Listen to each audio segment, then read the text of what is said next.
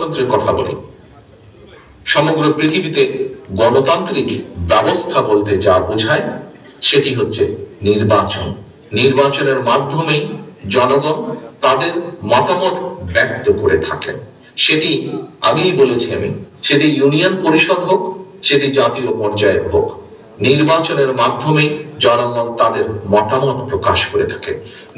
নির্বাচনের মাধ্যমে জনগণ সিদ্ধান্ত নিয়ে থাকে তারা কি চায়। নির্বাচনের মাধ্যমে জনগণ তার জবাব দিয়ে থাকে, তারা দেশকে কি বলতে চায়, তারা রাজনীতিবিদ সহ সকলকে কি বলতে চায়। নির্বাচনের মাধ্যমে জনগণ এসব কাজ করে থাকে। কাজেই জনগণের অধিকার যদি জনগণকে ফিরিয়ে দিতে হয়, দেশ কিভাবে কি হবে এই বিষয়ে সিদ্ধান্ত সম্পূর্ণ জনগণের। আমরা জনগণের অধিকার যত দ্রুত জনগণের কাছে ফিরিয়ে দিতে পারবো, জনগণের অধিকার যত দ্রুত আমরা এই দেশে প্রতিষ্ঠিত করতে পারবো, প্রিয় উপস্থিতিবৃন্দ, আমি বিশ্বাস করি তত দ্রুত আমরা দেশকে ধ্বংসের দ্বার প্রান্ত থেকে ফিরিয়ে আনতে আবার সক্ষম হব। আমি